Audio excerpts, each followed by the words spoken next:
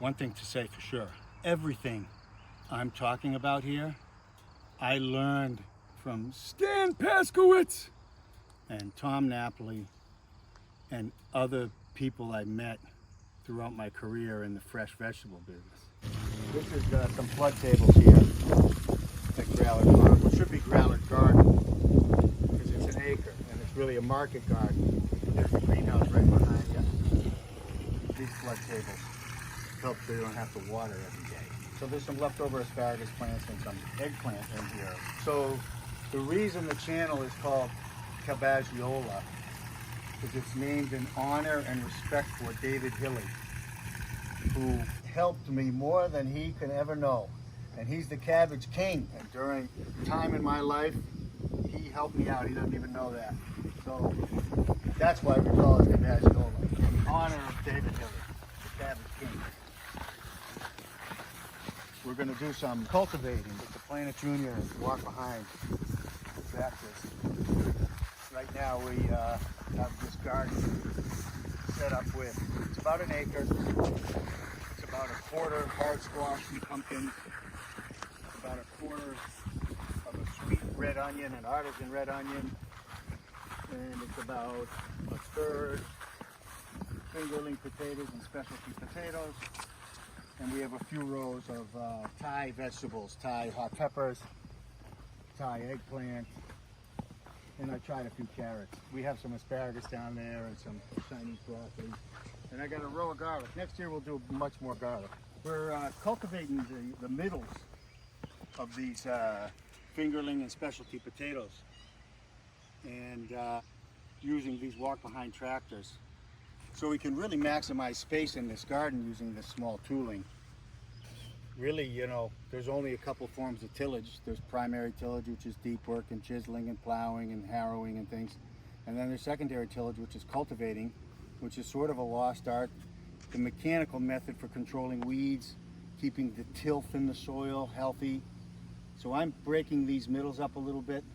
The potatoes came in a little inconsistent this spring. It's been cool and wet, and I left the seed too long before I got to it, and some got buried deeper and some got cultivation damage and others. So there's a whole group of us that are learning how to use these tools, and a great company called Tillmore actually makes a newer version of this, but I'm old school. So we're busting the middles here a bit, and then we'll hill after this. So.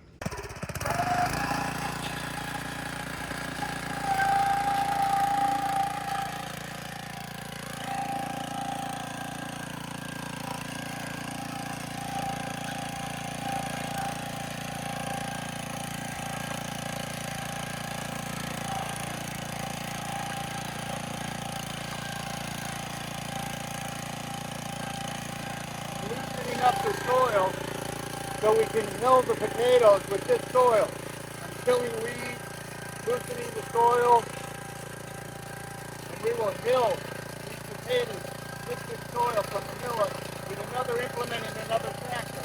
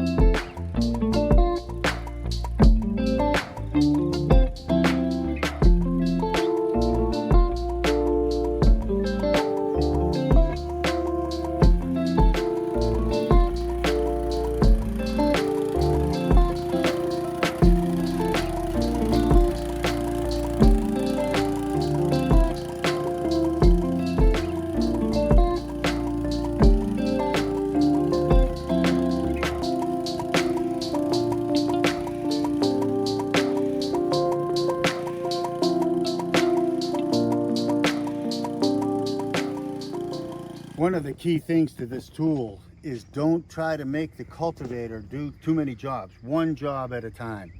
So we're middle busting here.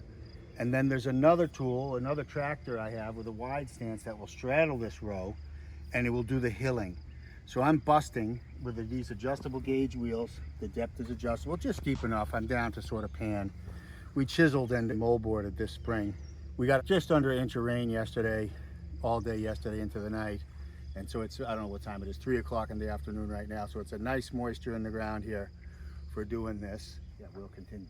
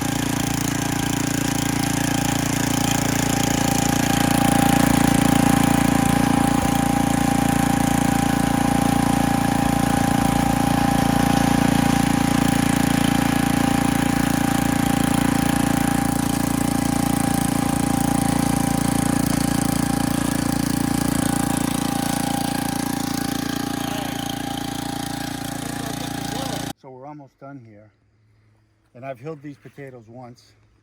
I got 2 more passes to make, and then I'm gonna go put the hiller on. So the hiller is on another BP1 unit with a wider stance. Essentially all you do, they really were intelligent about how they made these tools. These tires just come off and you reverse them. So I take this tire off, put it on the other side, this other one comes over here, and they're hilling discs, and I'm gonna straddle these beds and I'm gonna hill these potatoes up. The potatoes came fast and came inconsistent, so the stand isn't perfect. It's not horrible though. It was wet and cool conditions, fingerlings, smaller sizes, but we're gonna hill potatoes. We're gonna hill potatoes here at Grallert Farm.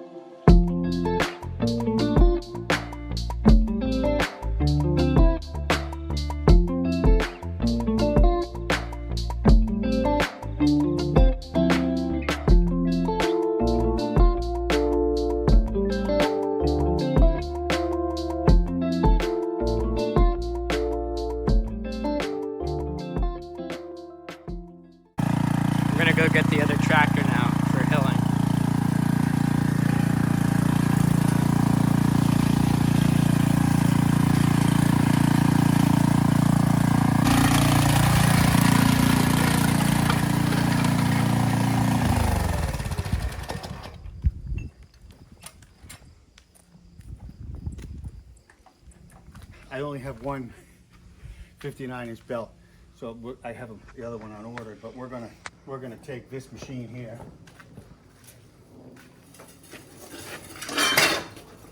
and we're gonna hill potatoes, and we're gonna set these hilling discs even further back to try not to make the machine. These are finesse machines, and there's big confusion around cultivating. You want to get weeds when they're at the thread stage. Now we're hilling potatoes, but we're also weeding at the same time. And you can see in that field there's no weeds, or very few weeds. As soon as they have any true leaves, they're too far gone, and that's why the stirrup hoe exists. And the stirrup hoe is a tool to be used when it's too late and you really want to get some exercise. I'm going to bring these hillers back further to bring some of the soil out of the middles up next to the bed. Then I'm going to bring them up tighter again, probably where they are right now, and I'm going to hill again. And I'm going to drop these gauge wheels down a little deeper than they've been in the past to bring that soil up a little higher on the potatoes.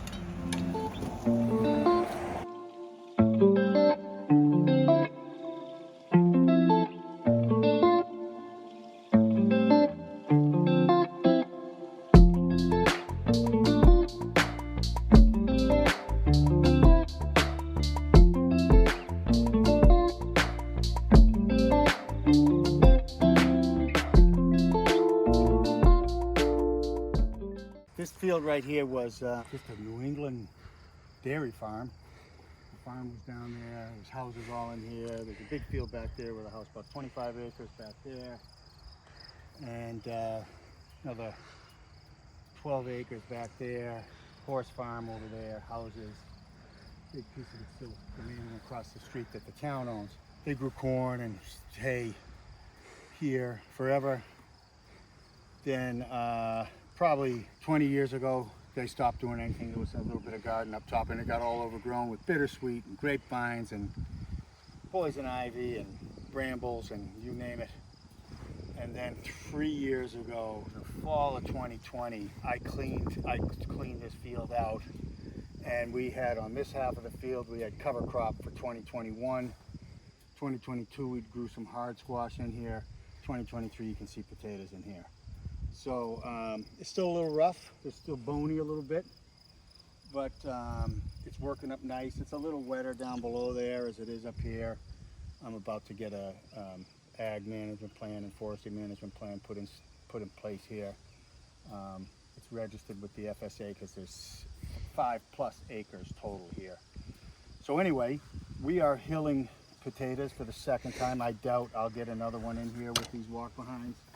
But I did one pass and brought the soil out of the middles, busted up the middles, bought some soil from the middles towards the centers, and now set these discs, these hilling discs in tighter, and we're pulling the soil up probably as best as it's going to get right now on all things, based on all things in. So.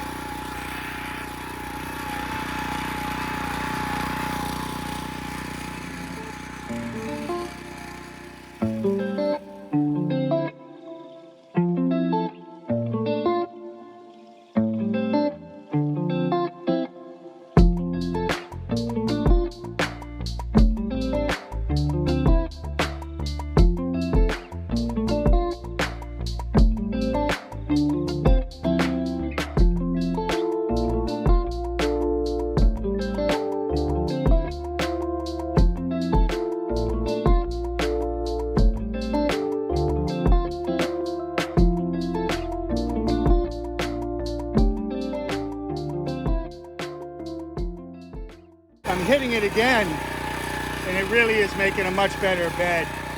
So this would be middle busting, one pass to bring in the middles, and two passes at this setting, making a nice hill.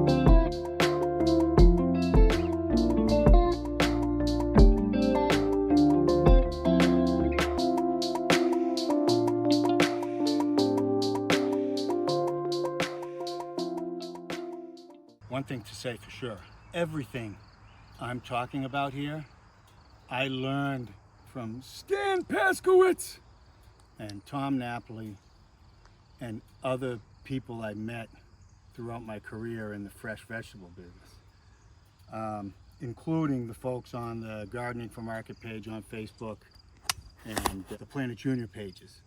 So these things I'm talking about are all things I've asked and gotten help from on these pages in particular. Experts, Jason Weston, Will Stauffer, Jeff Lauber, Ronald Wagner.